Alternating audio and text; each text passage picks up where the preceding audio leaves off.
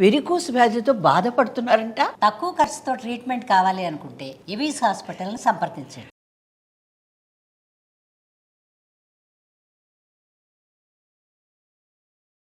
నమస్తే రమగారు. నమస్తే జయ.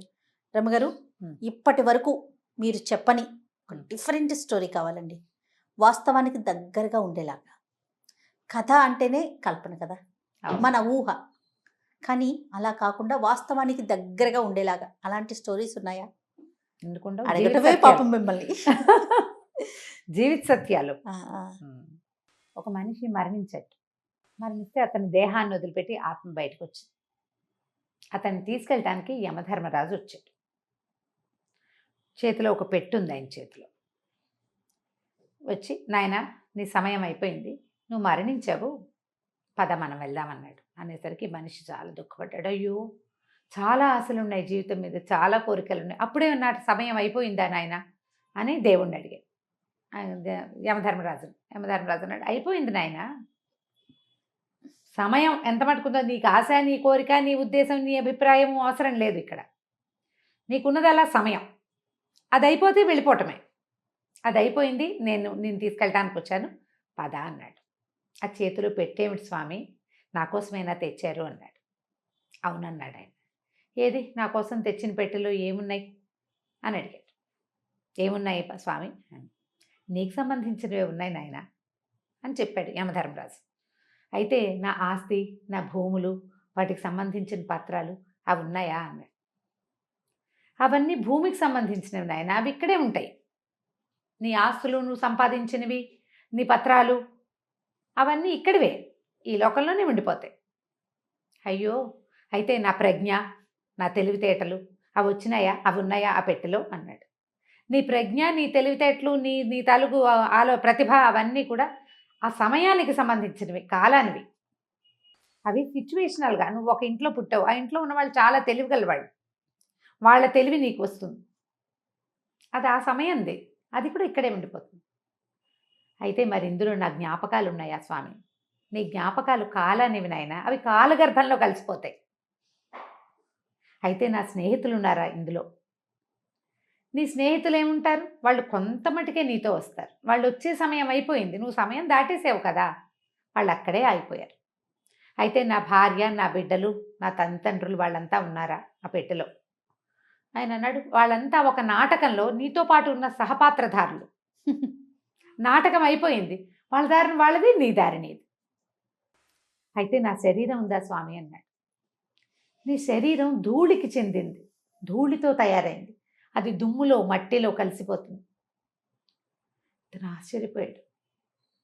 అయితే ఇందులో ఏముంది, నాకు ఇవ్వండి అని ఆ పెట్టె లాక్కున్నాడు. పెట్టె తెరిచాడు.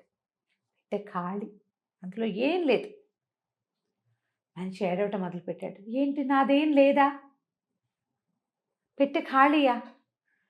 నా జ్ఞాపకాలు నావి కాదు, నా ప్రతిభ, నా ప్రజ్ఞ నావి కాదు, నా భార్యా బిడ్డలు వాళ్ళు నా వాళ్ళు కాదు, నా స్నేహితులు వాళ్ళు నా వాళ్ళు కాదు, నా భూమి, నా పత్రాలు, నేనెంతో ఆర్జించాను, అదంతా నాది కాదు, ఆఖరికి నా శరీరం అది నాది కాదా? ఈ పెట్టెలో ఏం లేదే, ఏమిటి నాది, ఏది అని అడిగాడు. నువ్వు బతికిన కాలమే నీది, దాన్ని సొంతం చేసుకో, అప్పుడు నువ్వు చేసిన మంచి చెడు మాత్రమే నీవి. నువ్వు తిన్నది, తాగింది, అనుభవించింది ఏదీ లేదు, మంచి లేదా చెడు,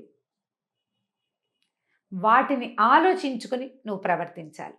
నువ్వు బతికిన కాలము మాత్రం దాంట్లో నువ్వు చేసిన మంచి చెడులని మాత్రమే నువ్వు తీసుకొస్తావు. శరీరము, భార్య, పిల్లలు, స్నేహితులు, డబ్బు, నీకున్న పేరు ప్రఖ్యాతులు ఏవి నీవి కాదు, అవి ఏవి నీతో పాటు రావు. నువ్వు సంపాదించింది మొత్తం వెనకాలే ఉంటుంది. నువ్వు చేసిన మంచి నీతో వస్తుంది, చెడు అది కూడా నీతోటే వస్తుంది. చెడు వల్లే నువ్వు ఎక్కడ పుడతావు, ఎలా పుడతావు, ఎంత దౌర్భాగ్యమైన పుటకొస్తుంది నిర్ణయింపబడుతుంది. మంచి వల్లే నీకెంత మంచి జీవితం భావి రాబోతోందో నిర్ణయిస్తుంది. అది తప్ప నువ్వు ఏమీ తెచ్చుకోలేవు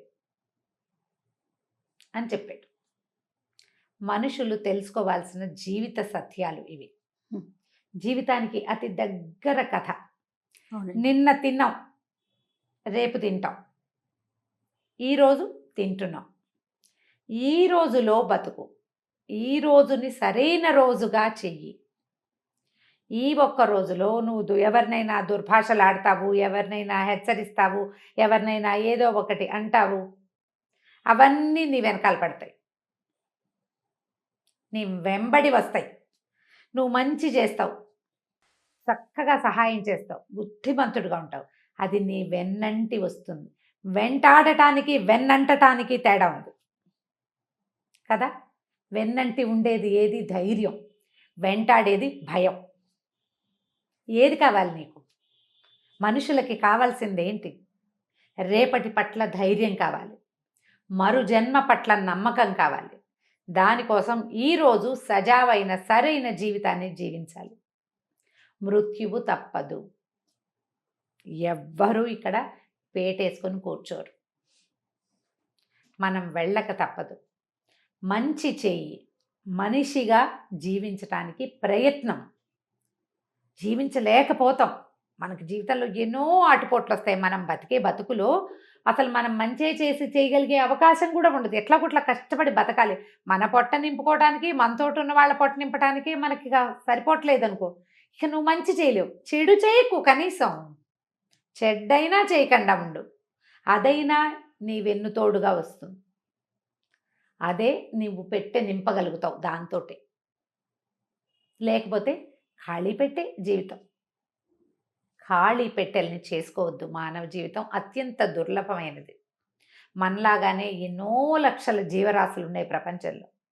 మనిషి ఒక్కడికే భగవంతుడు బుద్ధి, జ్ఞానము, హృదయము, మనసు, ఆత్మ ఇన్ని పెట్టాడు. వీటన్నిటినీ సాటిస్ఫై చేయాలి, సరి అయిన మార్గానికి తీసుకెళ్ళాలి.